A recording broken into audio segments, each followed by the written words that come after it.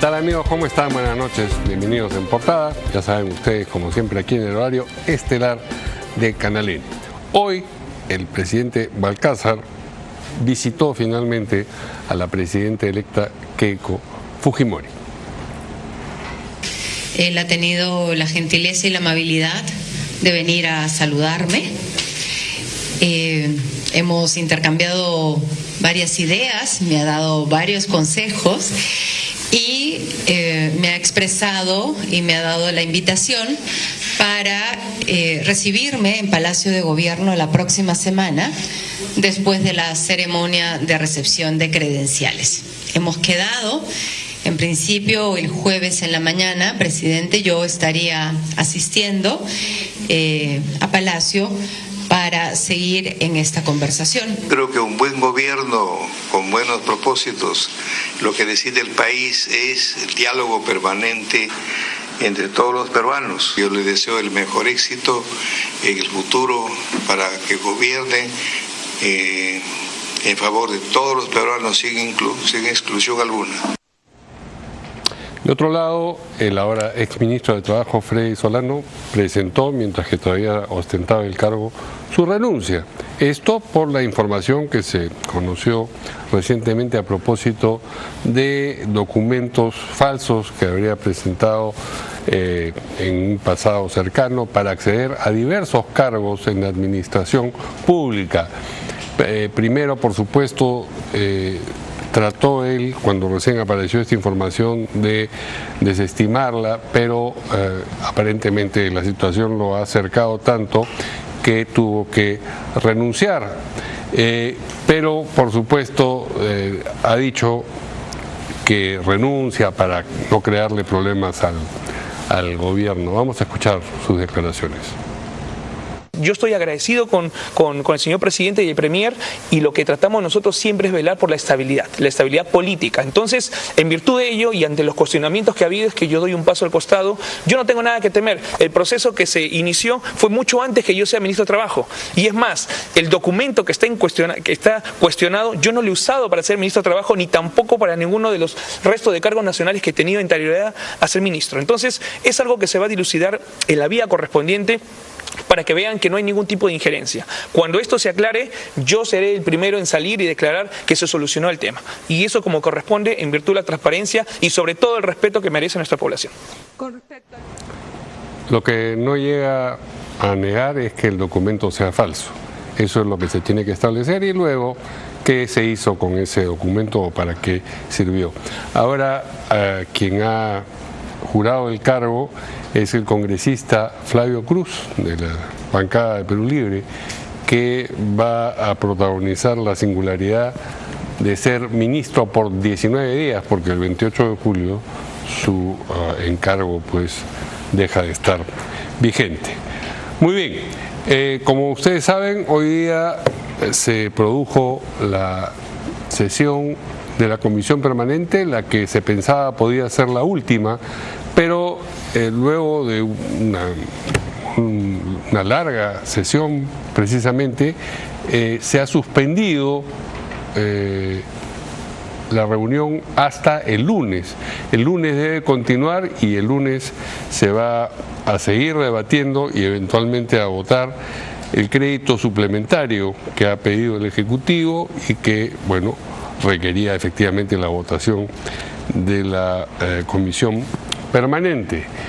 Otras cosas, sin embargo, sí fueron discutidas y aprobadas, pero quien nos va a dar más precisamente información al respecto es, por supuesto, Jimmy Chinchay. Hola Mario, ¿qué tal? Muy buenas noches. En primer lugar, nos íbamos a quedar en primera instancia hasta las 9 de la noche, porque había sido suspendido cerca al mediodía hasta las 9 de la noche para allí continuar con el debate del presupuesto, el crédito suplementario. Sin embargo, cerca de las 5 de la tarde, un oficio enviado por el señor Alejandro Soto, presidente de la Comisión de Presupuesto, le dijo a Fernando Rospigliosi, presidente del Parlamento, no hay consenso. No se ha llegado, hay muchos pedidos de los congresistas, de otras instituciones, gobernadores y demás, así que necesitamos más tiempo y el día lunes a las 3 de la tarde se retomará la comisión permanente. También se aprobó, dicho sea de paso, lo que significa el delito de lesa humanidad o los cambios, tener lesa humanidad en el Código Penal. Para conversar de eso y más temas, vamos a conversar con el congresista Luis Aragón, parlamentario de Acción Popular, quien nos acompaña, Mario en vivo. Congresista, ¿cómo está? Bienvenido. Muchas gracias, Jimmy. Saludar a toda la población peruana a través de Canal N. ¿Por qué hasta el día lunes? ¿Qué es lo que falta? ¿No hay consenso según este documento, este oficio? Bueno, según lo que ha manifestado el presidente de la Comisión de Presupuesto, efectivamente tiene que haber un consenso mayor entre los técnicos del Ministerio de Economía y Finanzas, del MEF, y los técnicos y asesores de la Comisión de Presupuesto, porque todos los pedidos que han hecho los congresistas generan, pues, digamos, un presupuesto que merece un estudio técnico detallado por parte de la Comisión y del MEF. Son partidas presupuestales, modificaciones presupuestales, no para centros de salud, colegios, postas médicas, para el fenómeno del niño costero y su prevención, proyectos de alcaldes, de gobernadores regionales. Entonces no es un trabajo nada sencillo, requiere, digamos, un análisis exhaustivo, hay una complejidad técnica y creo que lo mejor y lo más sensato ha sido postergar unos días más para que tengamos un proyecto de crédito suplementario que esté acorde a las necesidades del país. Que no significa aumentar más de los 9.500 millones, de ese monto hacer los cambios. Así es. Dentro de ese monto de los 9.500 millones de soles tiene que haber algunas modificaciones presupuestales, pero las necesidades en el país son múltiples. Entonces sabemos bien que el presupuesto no va a poder alcanzar todas las necesidades de todas las regiones del país. Sin embargo, es el dinero, el presupuesto con el cual cuenta el Estado peruano, y en tal sentido, bueno, yo creo que van a hacer un trabajo, esperemos, prolijo para que todas las regiones del país sean atendidas. Por 14 votos se aprobó incluir la fórmula de lesa humanidad, la figura de lesa humanidad en el Código Penal. Bueno, sí, se aprobó la segunda votación porque la primera en el Congreso se aprobó todavía el 26 de junio del presente año.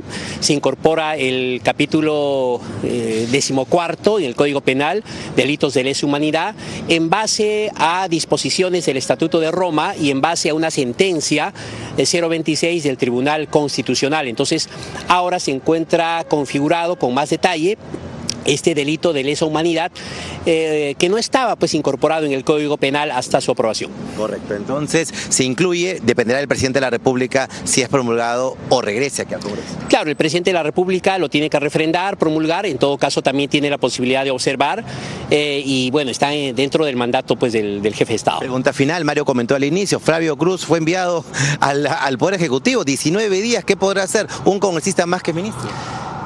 Bueno, yo tengo el mejor concepto de Flavio Cruz como parlamentario, como congresista, como colega. Sin embargo, en estos 19 días ya no se puede hacer prácticamente absolutamente nada o casi nada, porque sé que las comisiones de transferencia también del Ejecutivo entrante y del saliente tienen ya que empezar a trabajar a nivel de los ministerios, de la PCM, los técnicos. Entonces ya es muy poco el tiempo, pero en fin, que estos 19 días sean, pues, provechosos en bien del país. ¿La casa se demoró en saludar a Keiko Fujimori? Creo que sí, debió hacerlo con algunas semanas de anticipación en vista de que ya teníamos los resultados oficiales, pero bueno, siempre en política hay que ser, digamos, nobles, hay que ser cordiales, hay que guardar las formas, eso es importante. Muchas gracias. Luis Aragón, congresista de Acción Popular, nos acompañaba. El día lunes, 3 de la tarde, Mario, se retoma el debate del crédito suplementario solicitado por el gobierno. Mario, contigo. Jimmy, antes de que te vayas, cuéntame una cosa, la sesión del lunes ¿va a ser específicamente sobre lo del crédito suplementario o la agenda está abierta y pueden abordarse otros temas también en la permanente? Por ejemplo, la de hoy estaba abierta también a otros temas. Se lo voy a preguntar al congresista. ¿La sesión del día lunes solo es para el crédito suplementario o podría incluir otras leyes? No, solo es para el crédito suplementario. Algunas iniciativas legislativas ya han sido aprobadas el día de hoy, considero que son las últimas o segundas votaciones que faltaban, pero ahora el debate técnico será respecto al crédito suplementario propiamente dicho, entiendo, el día lunes a las 3 de la tarde. Así es, solamente ese tema nada más exclusivo, y las otras leyes, porque habían varias en la agenda, más de 100 tal vez, tendrán que ir al archivo. Mario. Una cosa más, Jimmy, se produjo la reunión de la comisión que decidía si darle o no la medalla de la Gran Cruz al congresista Gerí,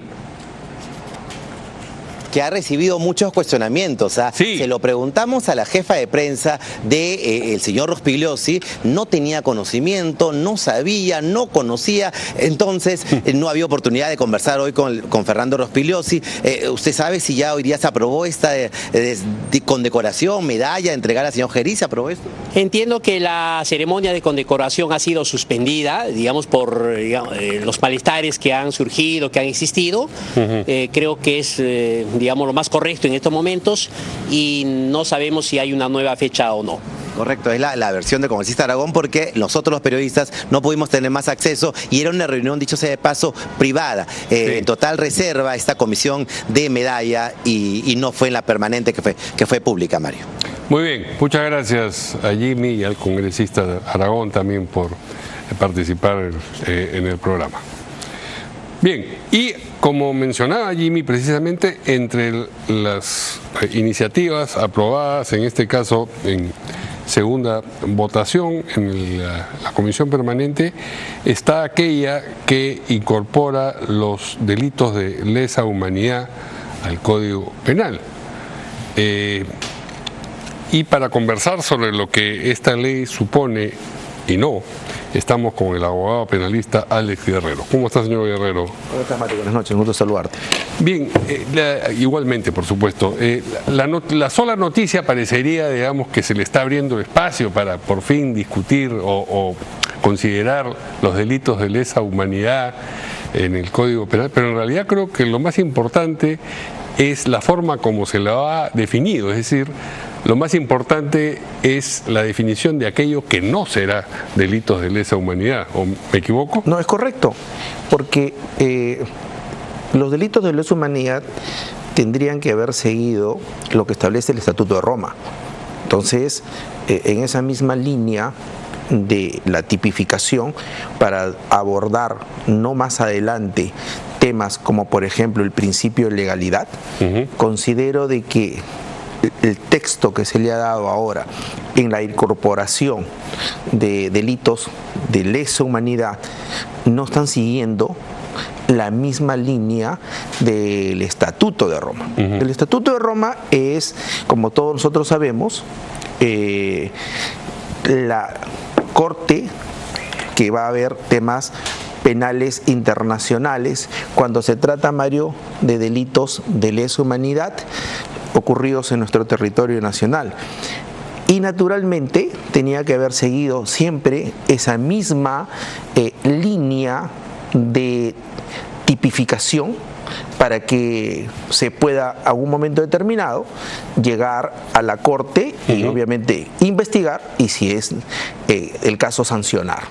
Los delitos como asesinato, tortura, desaparición forzada o violación sexual, que normalmente se consideraban de lesa humanidad, aunque la figura expresa de lesa humanidad no estaba en el Código Penal, ahora, de acuerdo con esta definición, solo podrán ser considerados tales, es decir, de lesa humanidad, si se demuestra que fueron cometidos como parte de un ataque generalizado o sistemático contra una población civil y con conocimiento de ese contexto. Eso es lo importante en esta definición, ¿no? Claro, y justamente, naturalmente, esa parte que has leído es lo que dice el Estatuto de Roma, ¿correcto? Entonces, justamente tendría que obviamente estar dentro de esta nueva tipificación para lo que hoy ya tenemos en el Código Penal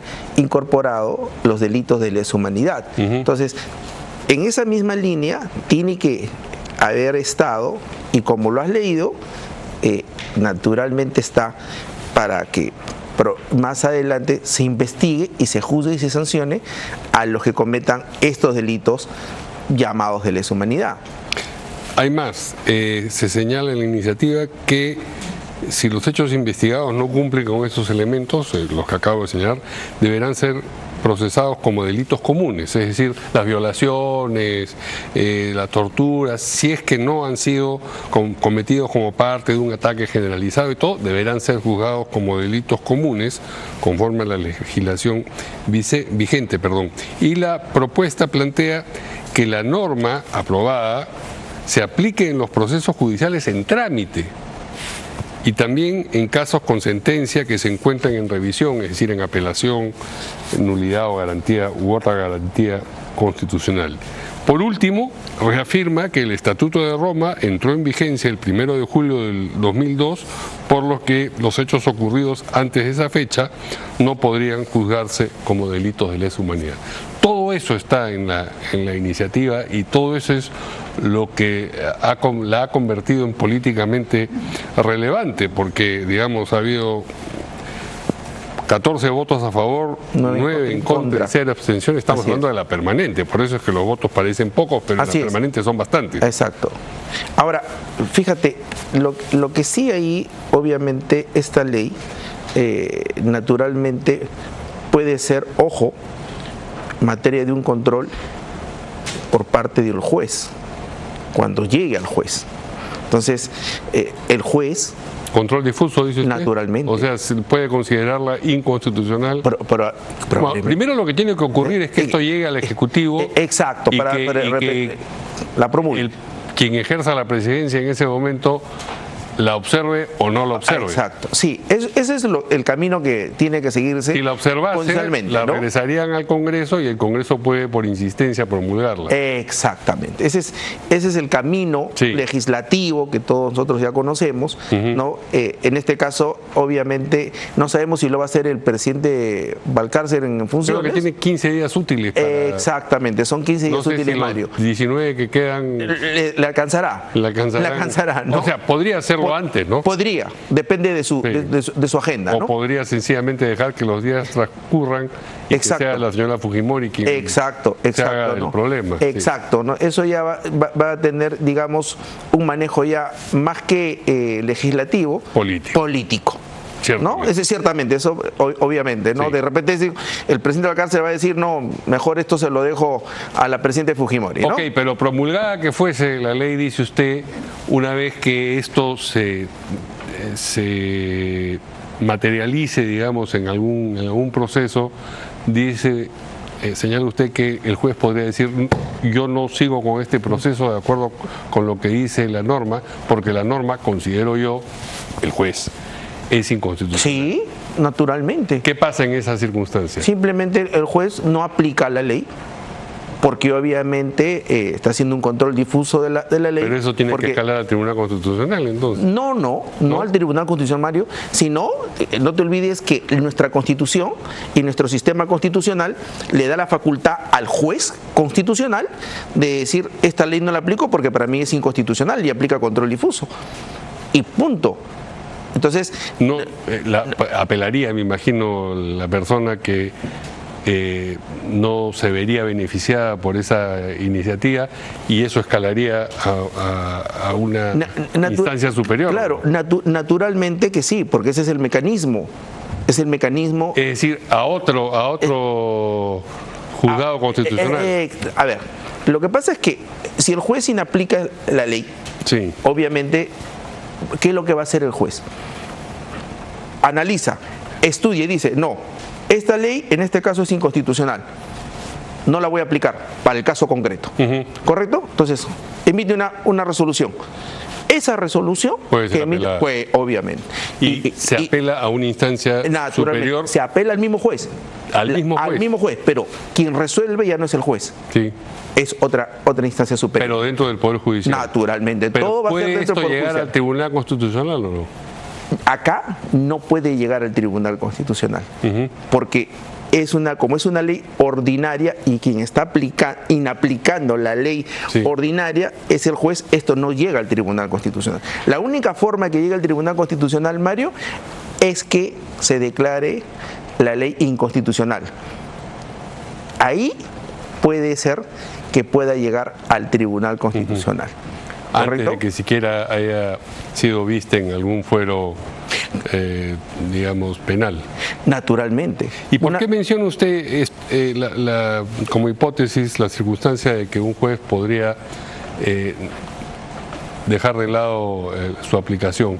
¿Porque le parece a usted que es inconstitucional? Podría. No, ¿pero qué le parece? Bueno. ¿Qué le parece a usted? Le estoy preguntando. Es que en realidad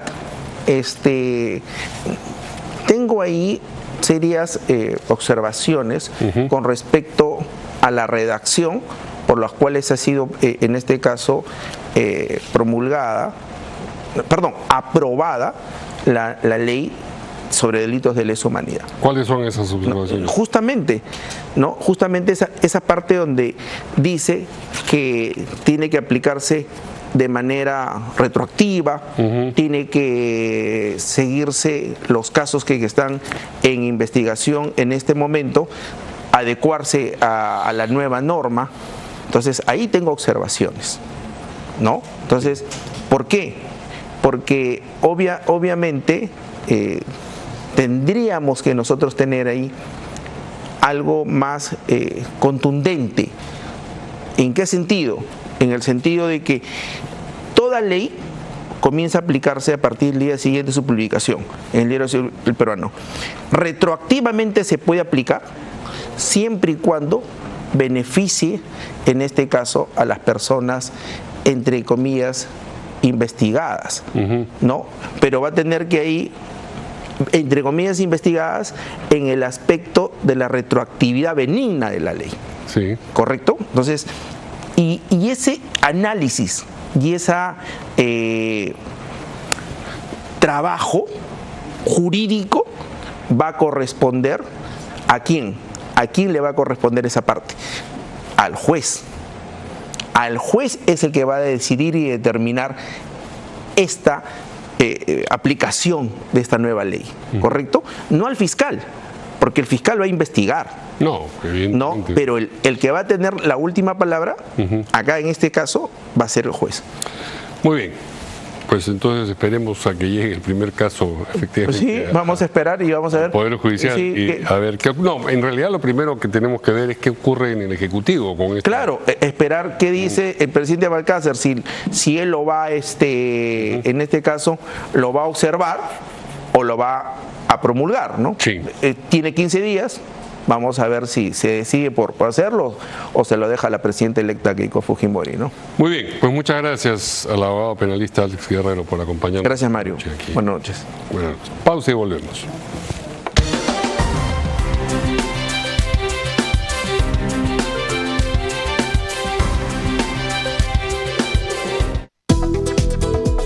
En Canal M te escuchamos. Envíanos tus denuncias en foto o video. Contáctanos vía WhatsApp al 998-131-604 y en todas las redes sociales. Mantente conectado a Alerta Noticias por Canal N.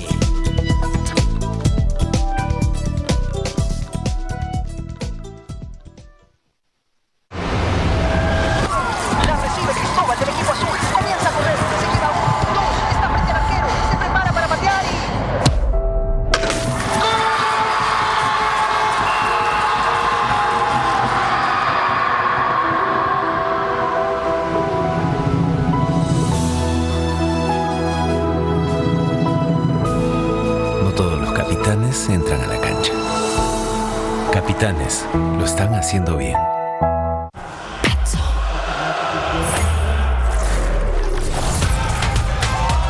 ¡Llegaste al mundo Betson! Te regalamos una apuesta de 20 soles solo con registrarte. Betson hace la diferencia. El Perú está lleno de oportunidades. Tenemos tanta riqueza en atractivos culturales, naturales, gastronómicos. Y de personas que hacen la diferencia. no hay empresarios grandes, pequeños, no, todos son empresarios con letras mayúsculas. Historias reales que inspiran. Tenía 22 años cuando Fundé Seguridad. Que suma. un negocio exitoso, genera trabajo, genera ingresos. Que impulsa el cambio. ¿No? Que el Perú se vuelva una potencia, ¿por qué no? O sea, tenemos las capacidades, tenemos mucho talento. Soy Marco Lorémola y este es tu programa Perú Potencia.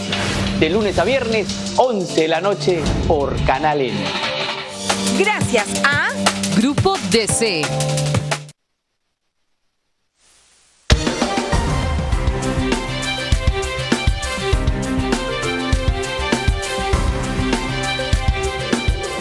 Bien, esta mañana, muy temprano, entre las 5:30 y las 6 de la mañana, se produjo en Surco un hecho criminal muy preocupante y muy llamativo también. 4 delincuentes armados con armas cortas, armas largas, interceptaron un automóvil en el que viajaban 2 personas, hirieron a quien manejaba el auto, secuestraron al copiloto y robaron se hicieron de una mochila que tenía lingotes de oro. Esto hace recordar un episodio reciente donde en la Costa Verde también interceptaron a un automóvil, o se interceptó un automóvil que trasladaba oro y bueno, las especulaciones a propósito del delito y su conexión con la minería informal fueron importantes y no han sido resueltas hasta ahora. En este caso también, ¿cómo así trasladan oro a esas horas de la mañana en una mochila? Uno pensaría que ese traslado debe hacerse, digamos, en condiciones de una mucha mayor seguridad, de dónde provenía ese oro. Y el otro cuestionamiento que se hace, la pregunta que se hace cualquier persona es cómo los delincuentes sabían por dónde iba a ir ese automóvil, sabían además que iba la mochila con oro allí, y para qué han secuestrado al copiloto. Eso no se sabe si lo han liberado o no. Una vez que se hacen del oro, ¿qué sentido tiene quedarse también con el copiloto del vehículo? Vamos a escuchar primero lo que dijo poco después de la llegada de la policía al lugar el coronel Roger Cano, que es jefe de la división de robos de la IRINCRI.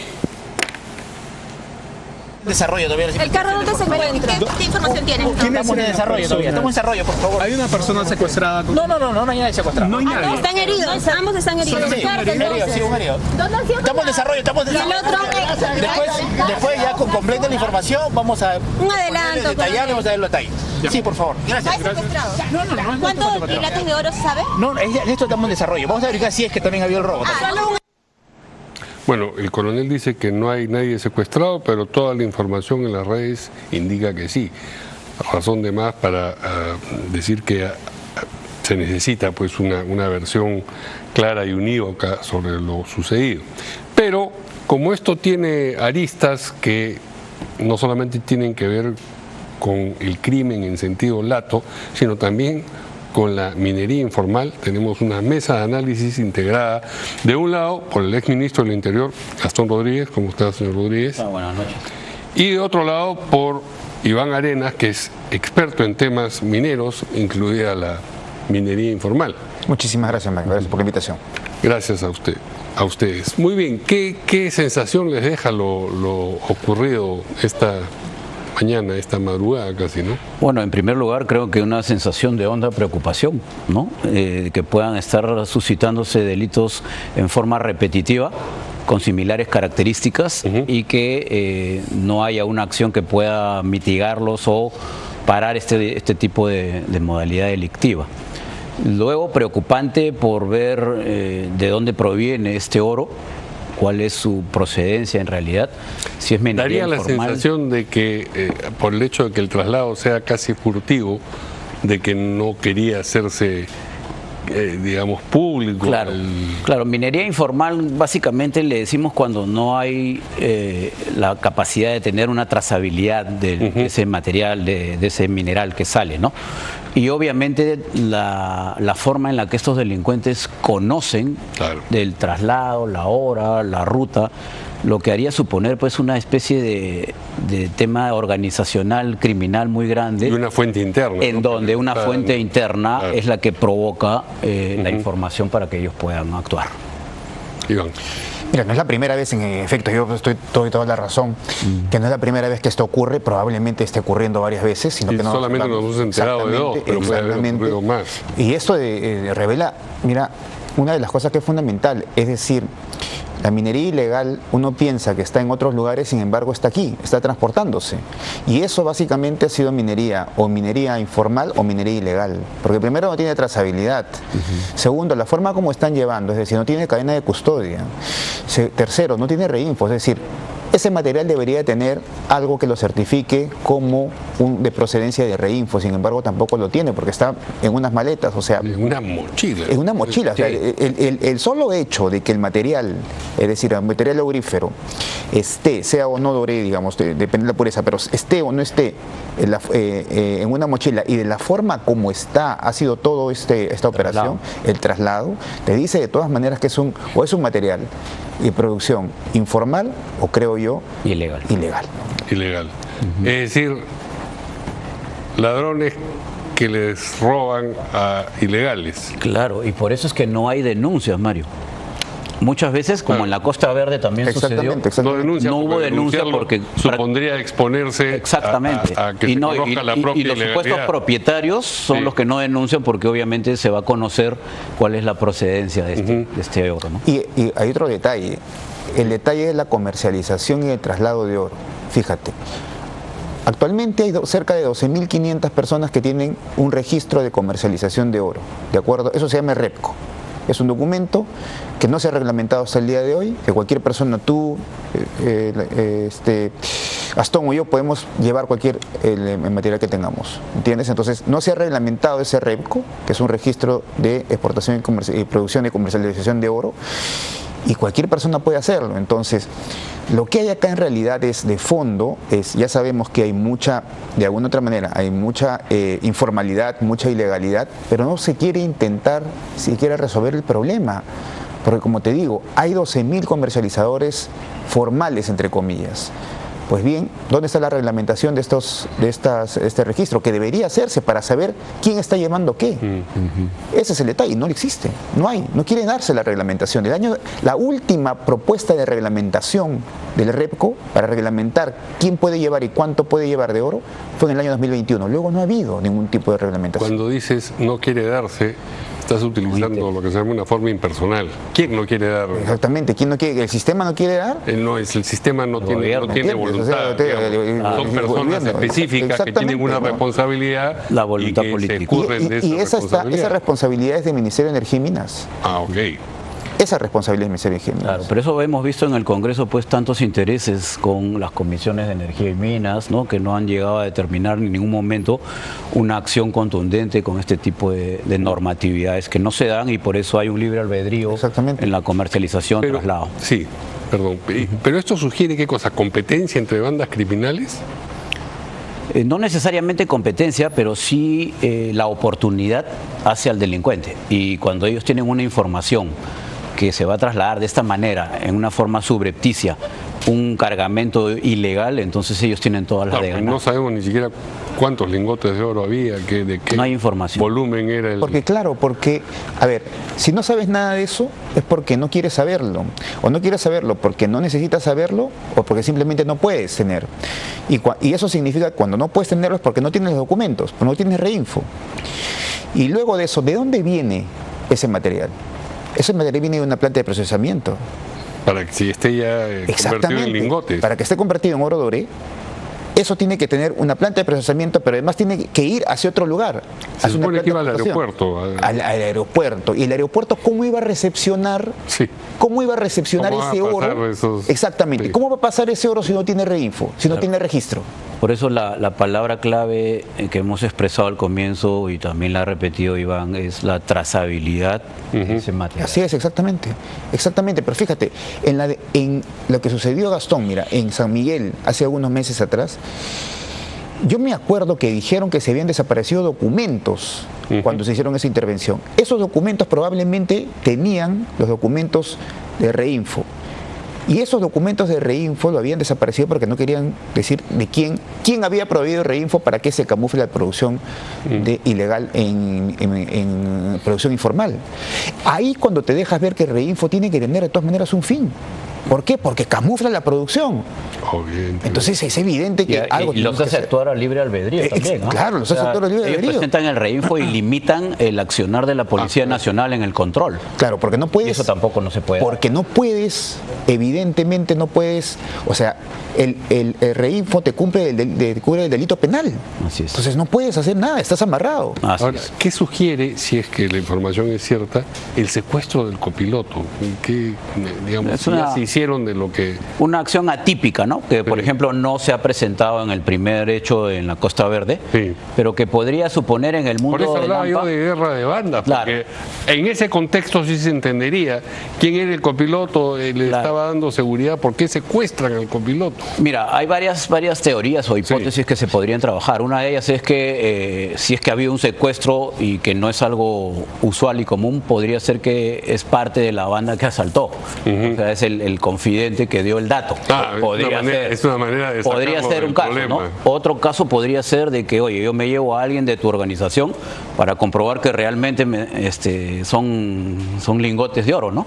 Y pongo un precio sobre tu captura. Para que no me estafes. Así es, claro. O sea, hay varias hipótesis en las que la policía tiene que trabajar para lograr ubicar lo que es el iter criminis, que es todo el camino del delito y cómo se consumó, ¿no? Lo que sí es preocupante es que se produzcan hechos de esta naturaleza con tanta facilidad, donde no se ve el patrullaje policial, la presencia policial. Si lo están trasladando a las 5:30 de la mañana es porque no quieren que ningún patrullaje los detenga. Sí, pero el patrullaje policial es a toda hora, o sea, prima, no, nada. No, pero digamos, es menos probable que tengan problemas. No, además acuérdate que los sitios donde ellos seleccionan para hacer el acto son justamente sitios estudiados en los que normalmente no hay presencia policial, ¿no? O sea, ¿dónde van a dar el golpe? Y donde las líneas de fuga también son importantes, ¿no?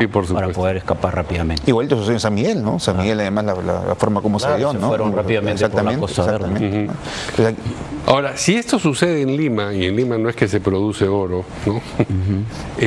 Yo me imagino que en los lugares donde en efecto se recoge el oro, se lo trata y todo lo demás. Se procesa. Episodios como este pueden haberse producido. Exactamente. Porque ¿qué está sucediendo? Es que nosotros tenemos que ver que esta es una industria. Y como industria tiene acopiadores, tiene financistas, tiene gente que terceriza. Y dentro de los que tercerizan están las plantas de procesamiento. Y las plantas de procesamiento de oro en este momento, las que pueden procesar hasta 350 toneladas diarias, están bajo vigilancia, supervisión y fiscalización de los gobiernos regionales. Y fíjate tú lo que ha sucedido en los últimos años.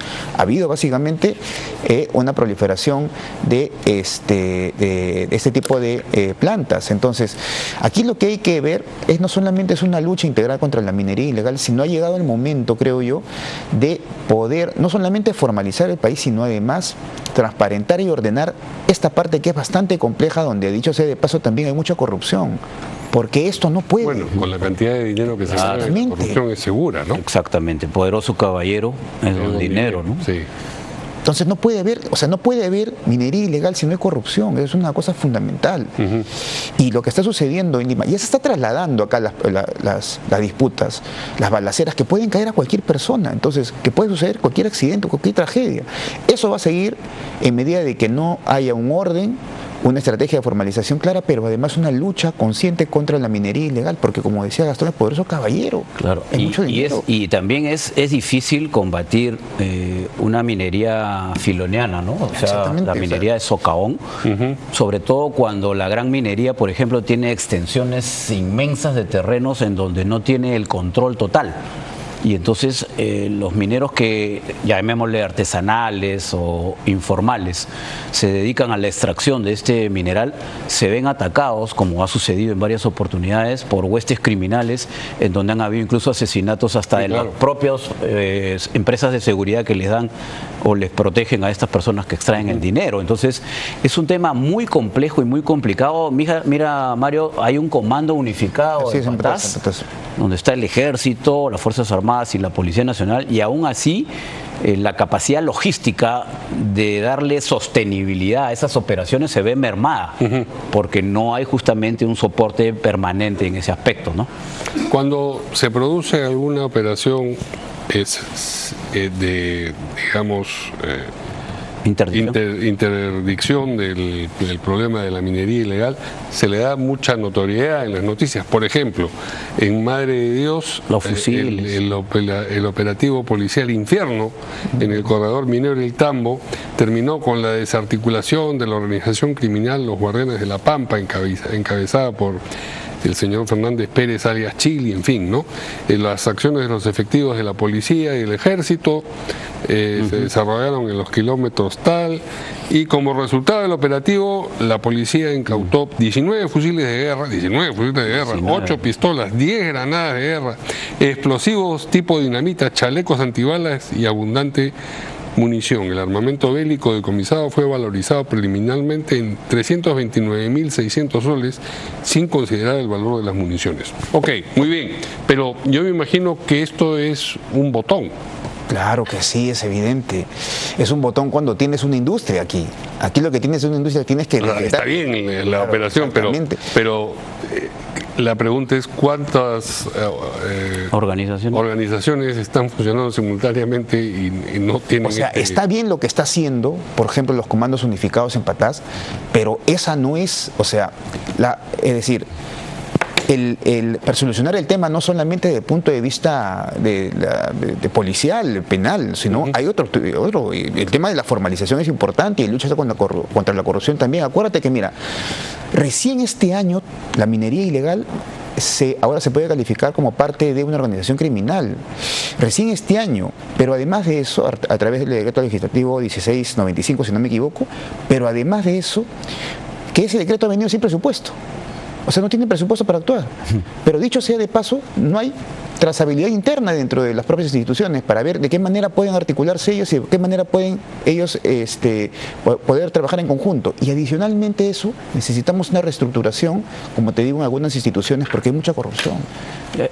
Ahí hay otro tema, Mario, que quería añadir respecto a la información que has proporcionado, ¿no?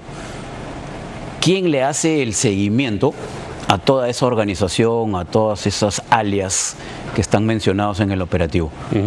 Quizás de aquí, teniendo en cuenta el dinero, la corrupción, de aquí a un mes los vemos nuevamente capturados y detenidos.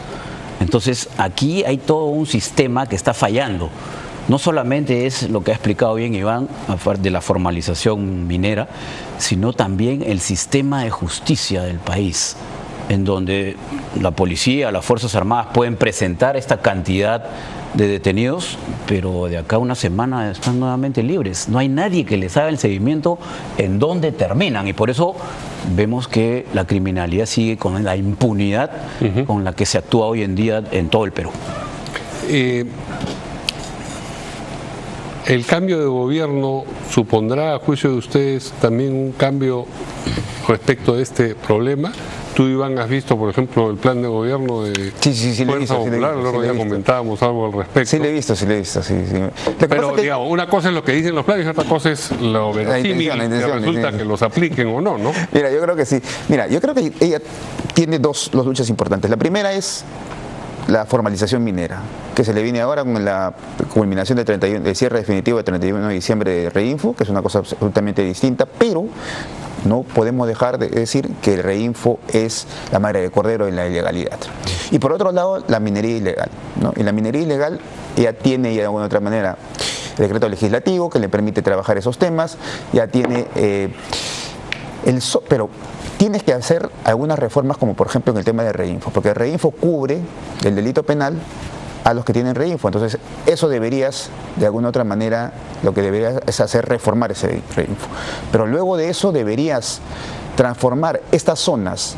Por ejemplo, Patás se ha declarado estado de emergencia, pero solamente el distrito, cuando todo eso es un corredor, el corredor del Marañón, que es un corredor de minería ilegal, de tráfico de armas y de narcotráfico. Entonces, ese corredor Como esos hay varios, el corredor del Nanay, en fin, en el corredor propiamente de Marañón, de Cotahuasi, el corredor minero del sur.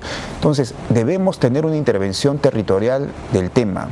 Porque si solamente estamos haciendo esto, es decir, formando comandos unificados en diferentes distritos y los demás provincias, va a suceder lo que sucedió con Patás, y con eso quiero redondear.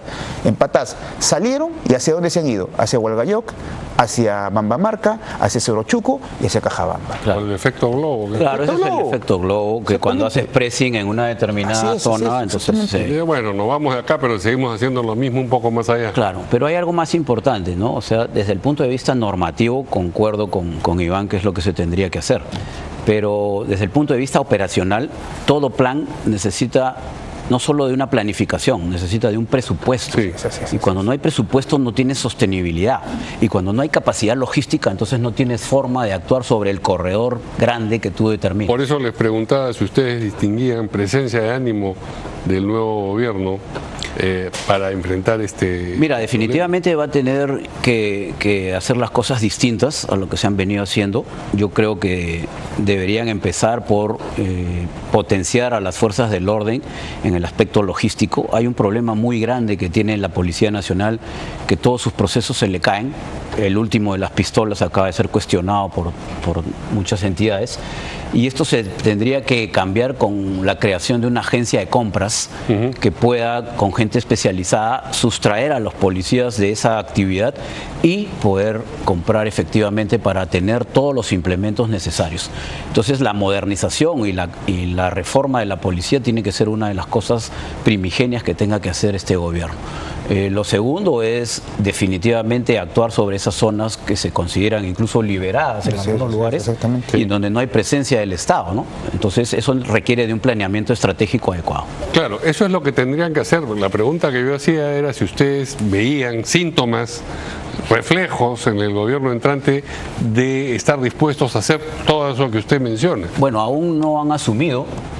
Sin embargo, las conversaciones que se tienen hasta el momento harían prever de que hay una intención de comenzar a actuar con firmeza. Sí, yo creo que sí, ¿no? Yo creo que la elección del ministro de Interior va a ser importante porque básicamente ahí está centrada la lucha de la minería ilegal. Y evidentemente también por el proceso de formalización, ¿no? Entonces yo creo que esas dos son... Tienen que actuar. Exactamente. Ahí nos vamos a dar cuenta de qué tan persuadidos están de la necesidad de avanzar en la lucha contra la minería ilegal. Creo que sí.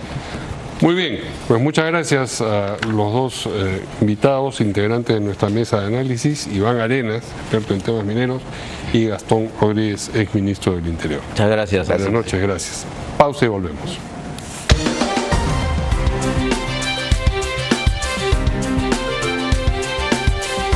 El clima llega gracias a Isdin, Love Your Skin.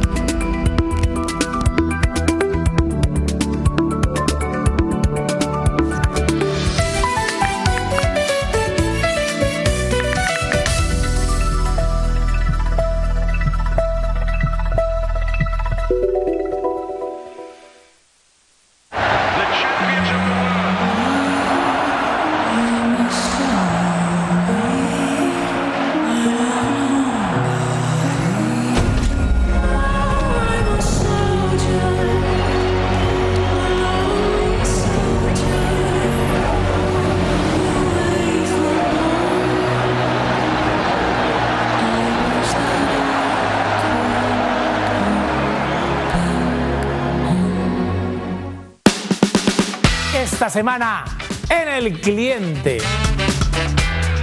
Nos iremos a Roche Diagnostica para hablar sobre la transformación de la tecnología y el diagnóstico médico. Esta tecnología que les estoy comentando ha reducido el diagnóstico de un paciente de cáncer que lo tenía anteriormente en 80 días y ese diagnóstico ha pasado a 10 días. Hablaremos de los grandes desafíos que afronta el sector textil con Luisa Mesones, directora general de Expo Textil 2026. Y además, en nuestro Habla el Cliente, taxis por aplicativo. ¿Qué valoras o cambiarías de este servicio?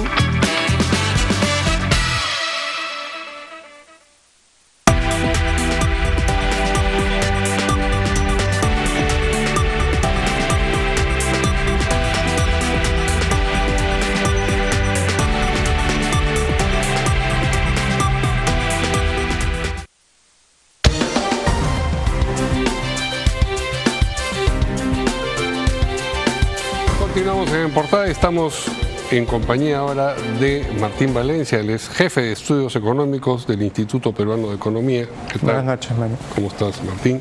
Y ha venido, como suele venir, un representante del IPE casi todas las semanas, en este caso porque han publicado la edición anual de un informe sobre la competitividad en las distintas regiones del Perú, si no me equivoco. Primero cuéntanos qué cosa es lo que mide en general este informe. Bueno, la competitividad puede ser un término abstracto, pero lo que tratamos de aterrizarlo es las condiciones de vida en las regiones que puedan permitir que las personas y las empresas crezcan, se desarrollen y finalmente generen bienestar. Entonces, esto lo medimos a través de 42 indicadores en 6 pilares: de entorno económico, de mercado laboral, infraestructura, salud, educación e instituciones. ¿No? Entonces, tomamos fuentes públicas en general, encuestas del INEI, de algunos ministerios, y agregamos esta información para conseguir un puntaje del 0 al 10 para todas las regiones. Y a lo largo de los años han contrastado esta competitividad con la riqueza que se genera en esos lugares, y efectivamente aquellos lugares que aparecen como más competitivos en la medición que hacen son también aquellos en donde la riqueza más se ha incrementado. Sí, en nuestro informe efectivamente mostramos cómo aquellas regiones más competitivas también son aquellas que tienen mayor nivel de PIB per cápita y también menor nivel de pobreza. ¿No? Hay una relación clara entre las tres mediciones, ¿no? Y eso que el INCORE no tiene dentro de sí misma ni pobreza ni PBI, entonces no nos pueden decir como correlación, sino, o sea, que esté como amañado, sino que justamente se ve como cuestiones de infraestructura de servicios básicos también van a estar correlacionados con menor pobreza, por ejemplo. Ahora, esta mayor o menor competitividad está, me imagino que por el marco legal que funciona, es el impacto de las leyes en la economía, porque, por ejemplo, si hablamos de la situación laboral o problemas de esa naturaleza, partimos de cuál es la legislación que se aplica, pero uno pensaría que la legislación es igual en todas las regiones del país. Hay algunas cuestiones que efectivamente van a pasar más por políticas públicas a nivel nacional, pero pensemos en lo que es los dos pilares de capital humano, salud y educación. Ahí las transferencias de gobierno, las funciones y competencias son de los gobiernos regionales, ¿no? Ya se han transferido dentro del proceso de descentralización. Entonces, cuestiones como que los colegios tengan luz, agua y saneamiento son responsabilidad, facultad de los gobiernos regionales. Entonces, consideramos que el INCORE sí mide cuestiones que puedan demostrar que los gobiernos subnacionales tienen bastante que hacer para mejorar estos indicadores. Muy bien. Me decías antes de empezar la entrevista que en esta medición que han hecho, Lima acaba de recuperar el primer lugar en competitividad. Así es, en los últimos 3 años... ahí está el cuadro, sí, en pantalla. Lima, ahí le ponemos Lima asterisco porque es el área conjunta de Lima Metropolitana y Callao. En los últimos 3 años había estado en segundo puesto y en primer puesto había sido Moquegua. ¿Por qué Lima había estado en segundo puesto? Porque luego de la pandemia el golpe fue muy fuerte, sobre todo en los indicadores laborales, en ingresos, en los jóvenes que no estudiaban ni trabajaban, en la formalidad de la fuerza laboral, y eso se ha venido recuperando en estos 3 años. En tanto, Moquegua ha perdido ese primer lugar, sobre todo por indicadores del pilar instituciones, principalmente porque ha habido un avance de la tasa de delincuencia en Moquegua. Sí, mientras que en los últimos 2 años en Lima ha caído ligeramente, en Moquegua sí ha avanzado aproximadamente de 15% de la población que ha sido víctima de un delito, ahora 25%. Ahora, si esto está asociado a los gobiernos regionales, el caso de Lima, no el del Callao, que sí tiene un gobierno regional, pero el caso de Lima, metropolitana, es singular porque si bien la municipalidad tiene en el papel alguna de las responsabilidades de un gobierno regional, no las ejerce. De manera que lo que ocurre en Lima debe depender esencialmente más bien del Ejecutivo. Bueno, nosotros medimos también la percepción acerca del gobierno del área, ¿no? Entonces, generalmente es gobierno regional, pero nosotros acá también medimos la percepción de la Municipalidad Metropolitana de Lima. Y la percepción que tiene la población, la aprobación, ha caído bastante respecto a lo que era prepandemia. Entonces, eso es una medida más o menos de qué tanto la población percibe la gestión o niveles de corrupción que puedan haber dentro de la Municipalidad Metropolitana de Lima. Y hay también regiones que tienen una performance bajísima.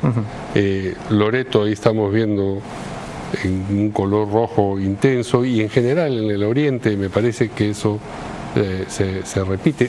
Luego abajo, en Madre de Dios. En este mapa podemos ver, como dice el encabezado, algunas tendencias geográficas, ¿no? Los primeros puestos suelen estar Lima y la costa sur, ¿no? Aquellos que están Ica, sí, claro. Arequipa, Moquegua, Tacna, Ica, ¿no? Entre los últimos lugares suelen estar aquellos en la Sierra Norte y en el oriente, ¿no? En la selva, ¿no? La única excepción quizás clara ahí es Puno, que si bien está cerca de otras regiones entre los líderes, sin embargo está en el puesto 21, principalmente por muy malos indicadores en infraestructura, en acceso a servicios básicos, y también tiene la tasa más alta de anemia. 56% de menores de 3 años tienen anemia. Y en el caso de Loreto, por ejemplo, ¿qué cosa es lo que la tiene en esa situación tan postrada? Loreto también tiene problemas de infraestructura básica, pero también es último lugar en educación y en salud. En educación, solo 6% de estudiantes de primaria pueden realizar operaciones básicas de matemáticas, solo 13% aprueban satisfactoriamente comprensión lectora. Eso está muy por detrás de los líderes, que son Moquegua y Tacna, y también vemos problemas de infraestructura escolar, ¿no? Colegios que apenas tienen el 15% acceso a saneamiento. Apurímac veía ahí también que tenía un color más bien virado hacia el rosado, o sea, y que está en medio de regiones que tienen una coloración más azulina. Sin embargo, Apurímac en estos momentos está en mitad de tabla, pero ha habido un avance importante respecto a hace 10 años, ¿no? Ha subido 8 puestos en los últimos 10 años, entonces ha pasado del tercio inferior al tercio medio, ¿no? Es una región, digamos, históricamente rezagada, que ha logrado uno de los más grandes avances en los últimos 10 años, no únicamente por mayor crecimiento económico, que sabemos de las Bambas, sino también, si vemos los indicadores de salud, se ha duplicado más o menos la tasa de vacunación infantil, se ha casi duplicado la cobertura de médicos por habitante. Entonces ha habido un avance también en otros indicadores sociales, no únicamente de crecimiento económico. Ustedes esta información, bueno, la divulgan al público en general, pero ¿se le entregan a alguna autoridad? ¿Esto tiene alguna función pensada originalmente para impactar en las gestiones de gobierno, ya sea regionales o del gobierno central? Bien, el IPE realiza el INCORE desde el año 2013. Entonces, sabemos que muchos gobiernos regionales nos tienen dentro de sus planes de desarrollo regional como una línea de base, ¿no? Nos han también abordado muchas veces para que los asesoremos en esos casos. Nuestro objetivo este año en particular es que esto sea un documento, una herramienta para el debate dentro de las elecciones regionales y locales, donde se van a elegir más de 13.000 nuevas autoridades. Y recordemos que los gobiernos regionales y locales tienen 2/3 del presupuesto de inversión pública. Entonces, es muy importante a quienes vamos a terminar eligiendo en este caso. Brevísimamente, ¿qué tipo de asesoría es, por ejemplo, el que han prestado en algún caso? Porque estamos con un minuto nomás, pero por favor. Ayudar justamente en la elaboración de estos planes de desarrollo regional o de desarrollo concertado, ver las prioridades que se deben tener dentro de los gobiernos regionales acerca de infraestructura o del uso de los recursos, ¿no? Identificar cuáles deben ser las prioridades. Muy bien, pues muchas gracias a Martín Valencia, jefe de estudios económicos del Instituto Peruano de Economía, por acompañarnos esta noche aquí en Portada. Eso ha sido todo con nosotros nos vamos y se quedan ustedes con Angélica y Primero a las 8. Buenas noches.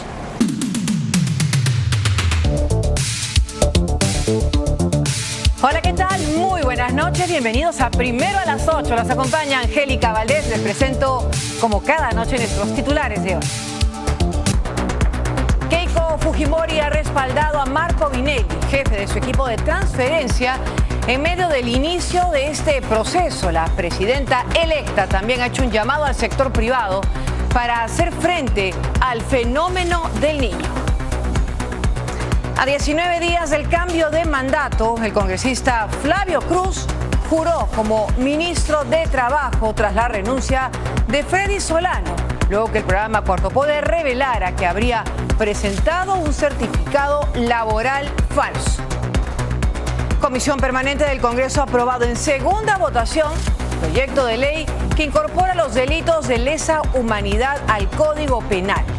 El debate sobre el crédito suplementario solicitado por el Ejecutivo fue postergado hasta el lunes. El defensor del pueblo, Josué Gutiérrez, aseguró que sí hay presupuesto para las elecciones regionales. En tanto, la OMPE asegura que aún no cuentan con los recursos necesarios para garantizar el desarrollo de estos comicios. Lula da Silva ha asegurado que Gustavo Petro se comprometió a una transición pacífica del poder en Colombia. Ambos mandatarios hablaron por teléfono tras la tensión generada por el proceso de sucesión de Abelardo de la Espriella. Francia es el primer equipo en clasificar a las semifinales de la Copa del Mundo al vencer 2-0 a Marruecos. Mañana continúan los cuartos de final con el partido entre España y Bélgica. Empezamos Primero a las 8.